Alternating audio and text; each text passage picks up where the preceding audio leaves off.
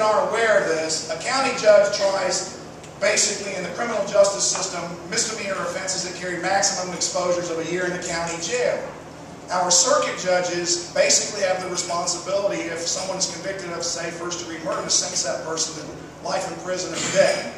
So Mike started telling me about this case that he had to try as soon as he became a circuit judge. It was a home invasion, rape, and robbery, very serious, involving firearms.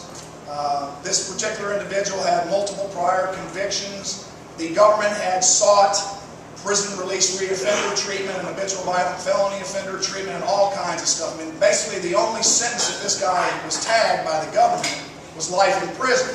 And of course the government was successful in convicting this guy.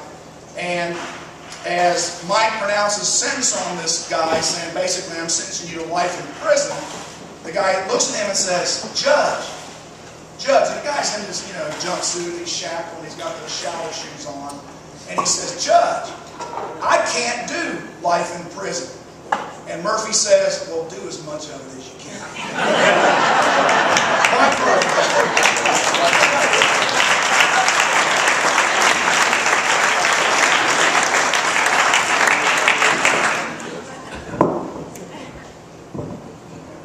As a circuit judge, I am happy to hear that there are no members of the JQC out there.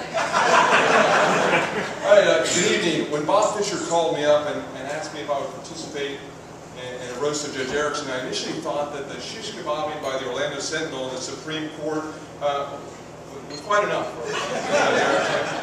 But not really. Judge Erickson is one of the more resilient and witty persons that I've ever known. And but I asked Bob, are there any rules to the roast? And he said there are 3 rules. The first rule is no mentioning the Orlando Sentinel, no mentioning the Supreme Court, and no mentioning any of the women that have ever been rumored to have known Bob Fisher in and out of the state attorney's office or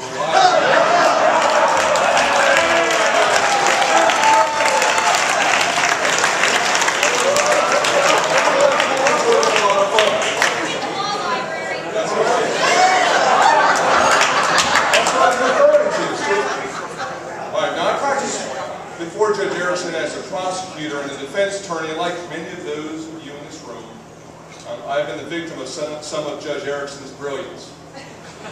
Of course, to us, when that brilliance happened, it never really felt all that brilliant. If I remember correctly, we had quite other words to describe that brilliance, none of the words that can actually be mentioned in front of all of you here in the room. Now, I'll be the first to admit to you all that us judges all have individual quirks. When I was a prosecutor in front of Judge Erickson, we used to talk about all the homework Judge Erickson would assign us. During the arraignments, he would direct us to go out and visit the scene of the event, talk to a witness, do this, do that. Before proceeding further on the case, and frankly, is to drive us prosecutors crazy.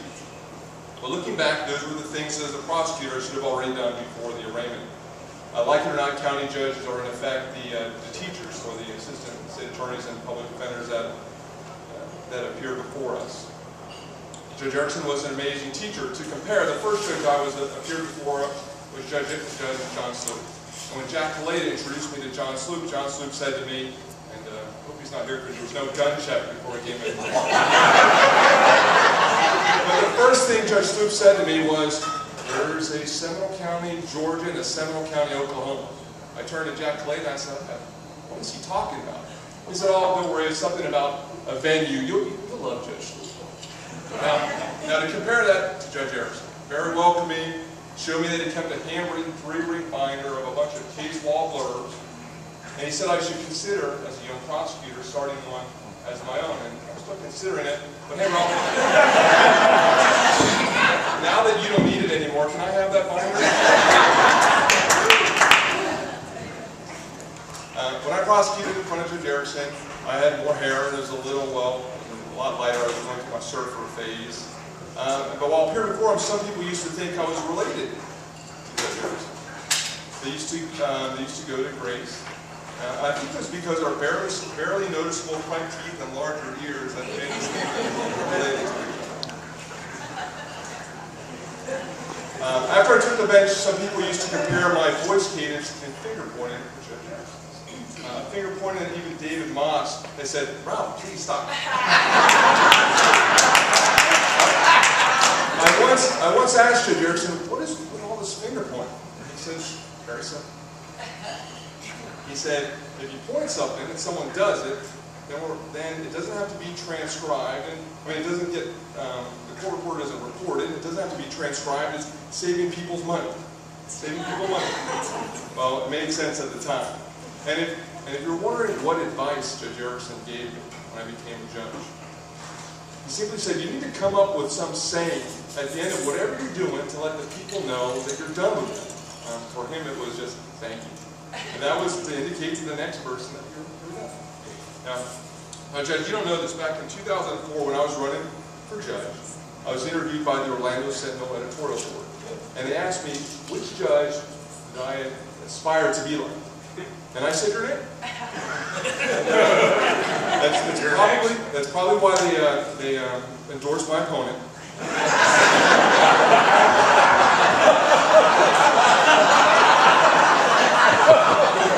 I was very lucky that when I was running for re-election this year, that topic never even came up. You might have been quirky, and all of us judges are, but you were very pleasant, patient, and if an attorney listened closely enough to what you were saying, they would have realized that you were an amazing teacher.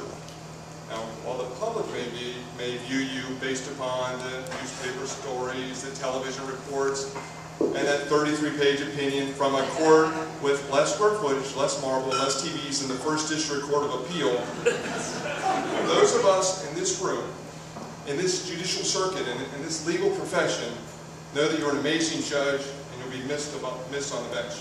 Thank you for everything you've done for me.